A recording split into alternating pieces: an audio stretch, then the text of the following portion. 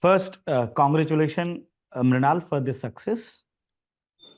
Thank you so much, sir. So, my first question is, how you felt about your success? What is the feeling when you come to know about you are into the service? So first of all, I felt extremely happy. I mean, not before in the past 4 years, I've not felt this kind of joy. So this is definitely one thing I felt happy, and that sense that I have made it to the service, I have qualified this exam is still sinking in. I'm still trying to realize it a bit by bit every day. So definitely, it is an amazing feeling to have gone through all these years and finally, what I always wanted to manifest has manifested. Okay. As I can see, it was your fifth attempt, basically. So it was a very long journey. So let us know about your journey, how you manage your ups, how you handled your down time, because it's so long journey and this is one of the major challenge among all of the student. So how you manage and what will be your message, how this time should be managed when you're appearing for examination.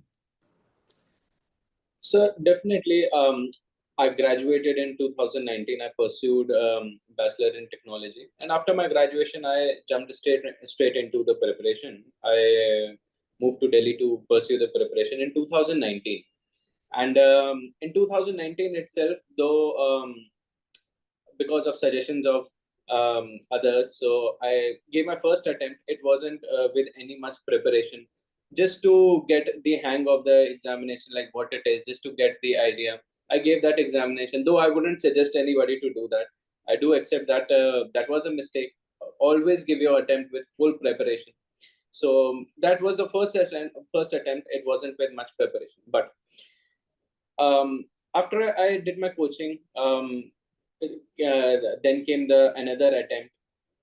But however, after I did gave my prelims, I had an inner sense that maybe this exam wasn't that good. I did not perform too well. I had an inside voice, my conscience saying that, and that was because though there was a lot of material, I hadn't.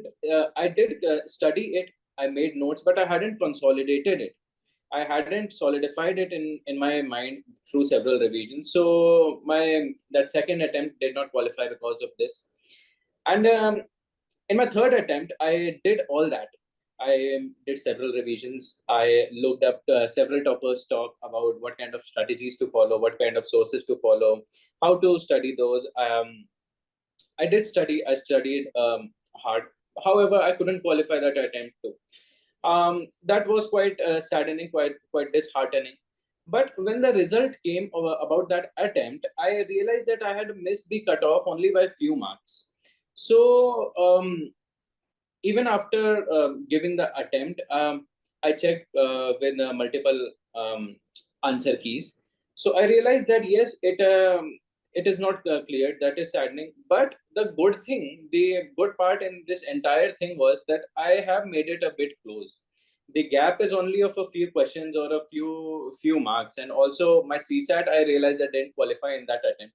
So that was a big shock to me. Me by being an engineer, so it hurt me in a sense. So, however, I internalized it. I realized that yes, there are some mistakes. Doesn't mean if I'm an engineer, I'm going to take CSAT for granted. So, in my fourth attempt, it was that attempt when I started taking things even more seriously. With each passing attempt, it was quite disheartening. However, I knew that I had to carry this on. It was a long game. It was like a marathon. So in that particular attempt, I focused only on my weak parts. For instance, modern history, though I studied multiple times the conventional book spectrum, however, I couldn't grasp it. But then I tried to understand the basics, the principles of that modern history, why the things happened. I tried to connect them. I tried to maintain interrelationships between different aspects. So in that ways, I studied only my weak part, weak subjects, and in different subjects also, specifically weak topics.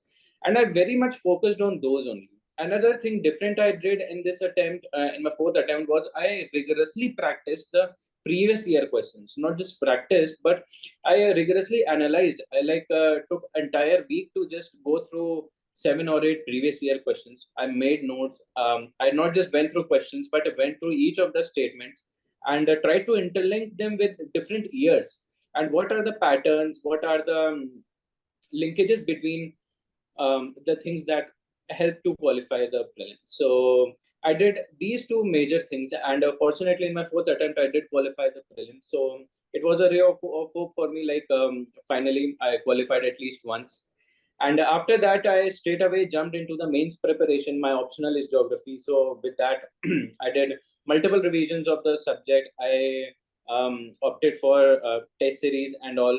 So it was the first time I was giving mains. I was quite panicked about how to manage all these 9 subjects in such short amount of time, given the kind of marks I want. So it was quite overwhelming for me. But I think so. What helped me was to remain calm and to just focus on what is the task I have in that day. In the beginning itself, in the beginning of mains preparation itself, I had made a planner for entire 2 months, 2.5 months, about what I have to prepare for each day and what I have to study, prepare, revise, give test for each day. So rather than worrying like how it will cover, I'm not getting enough number of marks in the test series, worrying about that, I just focused on, okay, today I have to do this much. This was my mistakes in my previous. So I just focus on today's work and just focus on my mistakes that I have committed. So that ways went my mains preparation. Mains exams went well as per my preparation that time, and I did clear mains that time.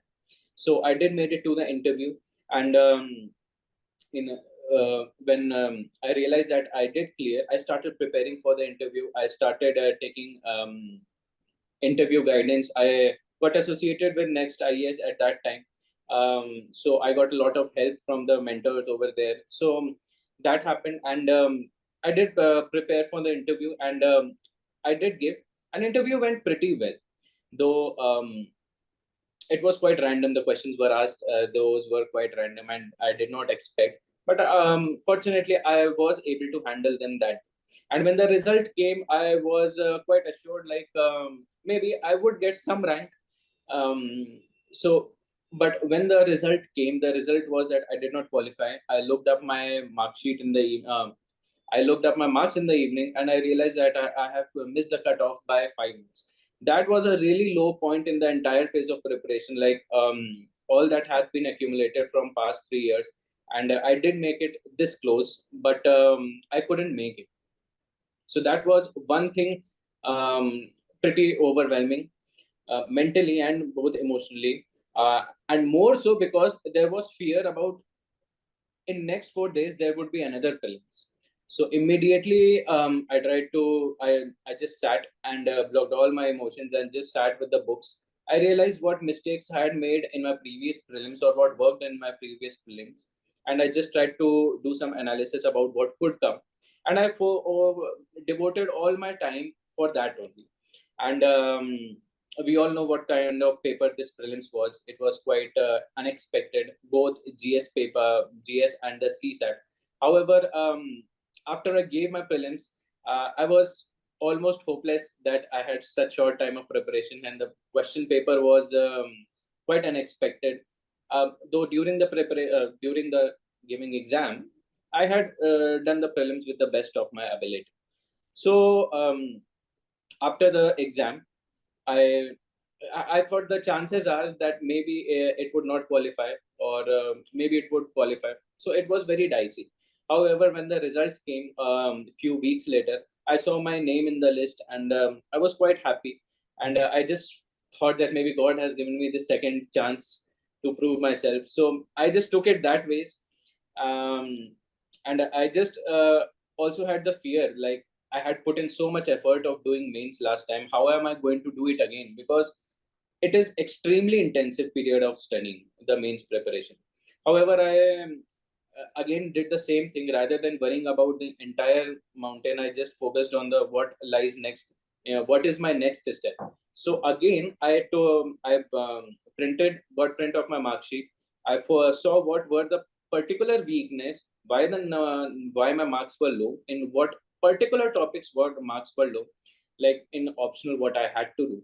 So I just wrote a list of my weaknesses in mains, and I solely started working on my mains, though with a different strategy. What didn't work last time, I tried to reflect on that.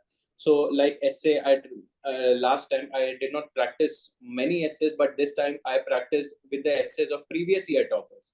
I got those copies, I compared my essay with theirs, and found some new sources or some more reliable sources of toppers who had uploaded their content on their Telegram.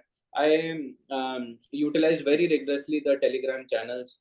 I asked multiple mentors about what to do, what not to do, and practiced multiple test series in which I would be thankful. I'm thankful for the next IES for this, for providing me mains test series for free, especially for the last interview guidance program. So I tried to do that process again with more energy, with more intensity and enthusiasm, and my mains exam went even better than last time.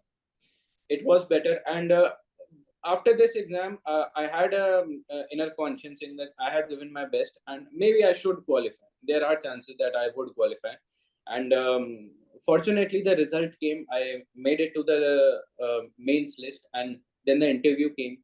And this time again, I followed the similar process of the interview I did last time. Like I extensively prepared my DAF. I went deeply into the current affairs.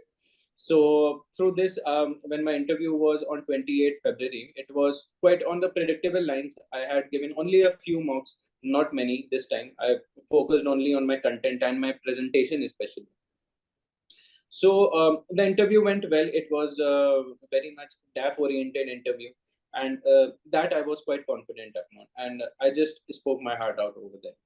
And when the result came, I was very happy to see that yes, this time I made it to the list, and my rank was 197. And honestly, I was quite satisfied with the rank I have got. So this was my journey, though there were multiple low points. Multiple times I cried because I did not qualify, or because it became overwhelming because I was not getting marks in the test series. But I think so. We need to accept it is a tough thing, and it is a tough thing. However, it is not impossible if we have consistent efforts, constant consistent efforts. Though there are up downs that are natural, but consistency should be maintained. So eventually, if one maintains that consistency, that hard work, I don't think so goes to waste. So, Mrinal, what I think that, okay, from the earlier failures, you learn many things, specifically how to consolidate, how to further extend your preparation. But at the same time, you remain very much consistent, and you're quite positive in terms of your approach Yes, looking for the examination. That was yes, the core of your positive thinking towards this examination, and that helped you to maintain that consistency. yes. One more thing I would like to ask, what actually worked for you in your this attempt? I mean this attempt where you secured this rank. What actually worked? But this thing I need to know in two terms. First, what worked academically for you? I mean, that help you to improve your answers, that help you to write good answers. I would say mark fetching answers basically. And then how you manage yourself, your time, motivation, because again, it is a long process. So how you managed it basically? So to address the first thing, academic aspect, I worked mostly in the mains aspect this time. I did not change much of my strategy for prelims. Whatever I had to adapt, I adapted in the exam center only. So my main focus would be in the mains as. So what different I did this time was, particularly in the essay, I printed out the copies of previous year, 2 3 years toppers, and whatever topic they wrote essay, I also wrote essay within the 3 hour time. And I sometimes I did not ever, I wasn't able to write them. However, my focus was to fully complete the paper. Then I in a very detailed manner compared my essay to them.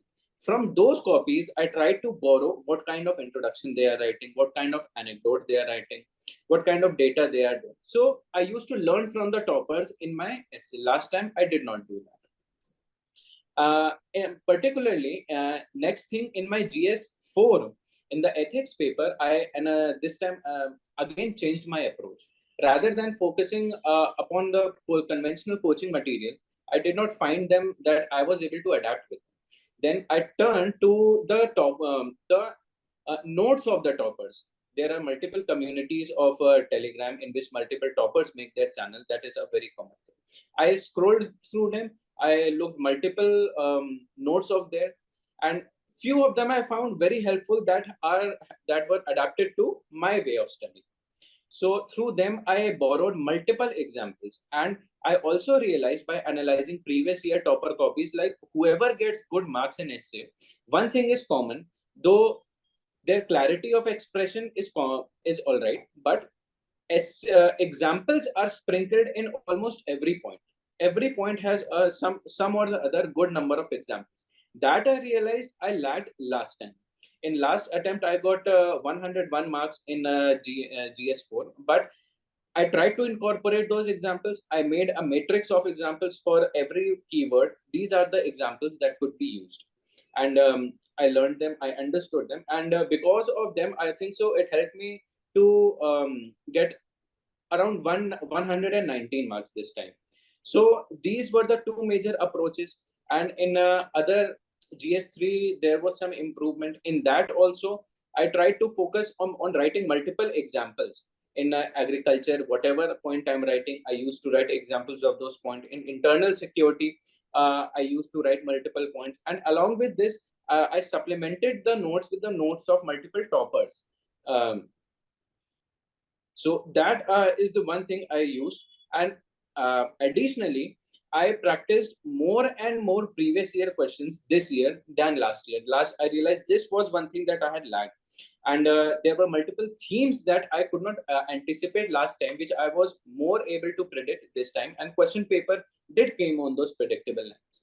And similarly, in my optional, I use a similar approach. I use the previous year toppers copies as a reference, like what they are doing, what that is working for them. And I tried to do multiple revisions of the topics in my optional. Along with that, what I did different was I focused on case studies. In geography optional, there are multiple case studies. So if you write them, so it helps to make our answers better than others, because concept everybody knows, but to relate that in everyday life or real life, that was a key different thing that helped me to improve my marks in option. So these are the things in means. So I guess basically you talk about how you improve your content. So I'm just trying to understand this part. As you join test series, so what is the role of answer writing during the mains? People go for keep on practicing. Do you think that framing of the question, evaluation of the answers, it all play a very important role in constructive way to um, converting your answer into a mark fetching answer? Definitely, sir. Answer writing, I think so, is a very important skill. I think so that should be um, started right after the prelims, because it is a very conventional approach. People think that when I'll prepare all my content, then I'll start my answer writing, and usually that happens just 2 weeks before the mains exam. That is a very risky thing, because what I follow the approach, I consider my answer writing as a subject in itself. It has multiple details, intricacies, and multiple patterns, structures. So every day, what I used to do, whatever knowledge I have with whatever question, every day I used to write at least at least 10 answers. Probably 5 in the morning, 5 in the evening, 5 for the GS or 5 for the optional. So answer writing for those 60 or 75 days was constant and every day, because that was the one thing. If we write constant answers, we know like what works for us, what kind of introduction we write gets us more marks, what kind of points in the body, or what kind of understanding of the keywords of the question help to bring better marks. And I think so the most basic and the most important is, unless we write consistently every day for the mains preparation, then only we are able to comfortably finish the paper. Because though most of the people finish the paper these days, but still it is not an easy thing to write so many words in such time, in such less time with a rich content. That only happens if we write every day. So answer writing should be considered as a subject in itself, as an art in itself, and then be approached. And what about personality test? So in the personality test, what I did not change much of my approach. This time, I focused on two main newspapers, the Hindu and the Indian Express, and I focused mainly on DAF.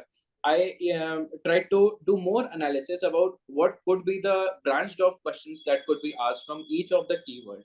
And apart from that, this time I took a bit of an innovative approach in terms of personality interview. I started teaching kids about the current affairs around me. So that ways, whatever things I had to teach the kids, I had to prepare them very properly myself, and I always had to be ready for whatever questions the kids asked. So that helped me to tackle the surprise questions. So I was quite comfortable in the interview to tackle the supplementary questions or the unique questions in which I had to do on the spot thinking. So these are the two things I did in the interview. Okay, one more thing I'll ask. Do you find that the role of mentors and specifically peer groups along with the mentors are very much important in this preparation? Yes, sir. I think they are very much important. Why? Because it is a long journey. It takes, if anybody qualifies in minimum time, it takes at least 1.5 or 2 years. And to isolate oneself for this much year, these many years, and even longer, is takes a toll on the mental health. We are social creatures. We need somebody who we can express to, and that I think so is the point where a good peer group or the good family support or the good emotional support comes in. Because at the end of the day, we during the preparation it gets quite overwhelmed. It quite gets quite stressful. It gets quite confusing. And to keep us motivated, to keep our spirit high, we need a good circle that encourages us to always listen to our problems, that it's okay to feel this way. You can do better. You are doing good. Somebody who constantly motivates and supports us. And to find a good peer group is also quite difficult, I would say, because we come to Delhi, we always say that the Delhi has that mahal because of which everybody comes there. But finding a good peer group is also quite difficult because every kind of peer group exists there. If we are not careful, it is very easy to get distracted. So in this sense, yes, a good peer group, a good probably study group, or even a good telegram group where everybody talks about studies or their issues in the preparation, and everybody helps each other, that is quite important. It doesn't always mean to have one particular thing. We can do it by multiple ways, but always focus on what positive that peer group brings us. So yes. And as I was talking about the role of mentors, basically, when you write Yes, your answer, ask them to evaluate, and specifically during the test series discussions. So how they play an important role, basically. definitely. So if we write a test series or the answers by ourselves, we are just judging our own answers that we have written. We need a perspective of a person who is expert in analyzing those points, who can say with neutrality that whatever I have written, it is correct or which is incorrect or which could be written better. And test series help in that aspect a lot. Yes, we after studying we have a lot of confidence, like I know this content, I know this answer, I have written with full confidence. But when we get the copies, we often see that yes, we have got less marks.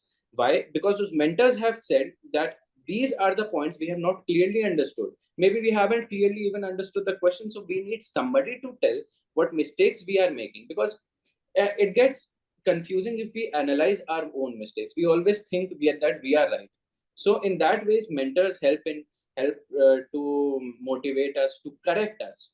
So and to constantly push us to do better in that aspect. So in that ways, I think so. As you said, sir, a good peer group, a good emotional support. In similar thing, the mentor's role also comes. So, Mrinal, what I think basically, there should be a good peer group support, and at the same time, if you get the right mentors who are easily accessible to you, to whom you Yes, can talk, and they can pinpoint your problems that really help you to improve your answers in a very speedy way. I guess this is what yes. exactly you said. Okay. So I'll simply ask one last question. What is your message? How you want to convey to the future aspirants how they should tackle this examination? Again, I would say answer it in two parts. The first part is more related to the academics, how they strategize their preparation. And the second part is basically as it is a long journey. So how they can maintain their motivation, how they can be remain consistently engaged.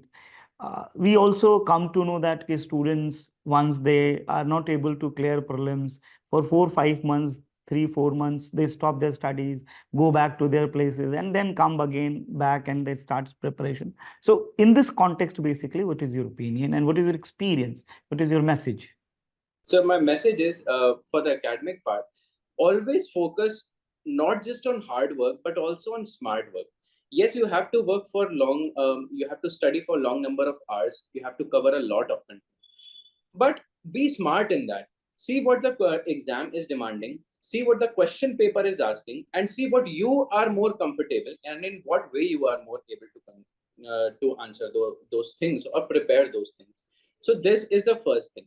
And in the another aspect, I would say, apart from the academics, in the at the personal level, one always should have a sense of self accountability.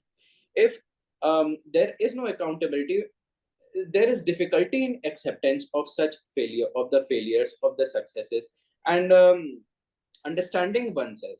After every exam, an inner conscience says that, after every attempt, the inner conscience says yes, that yes, I have worked hard, yes, I have gave my best attempt, or I have not worked hard, these are the mistakes. Always listen to your internal voice and just do according to that. So the thing is, be true to yourself during this preparation and be consistent. Understand this is a bit long.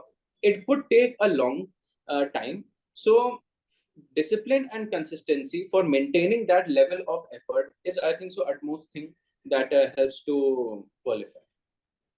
It's a very valuable suggestions from your side, Mrinal. So first, I will say thank you from the Next IS, and I'll wish your future career should be very prosperous, and you should be able to do the way you want to serve the country, you want to serve the society. Very much good wishes to you. Thank you, sir. Thank you so much.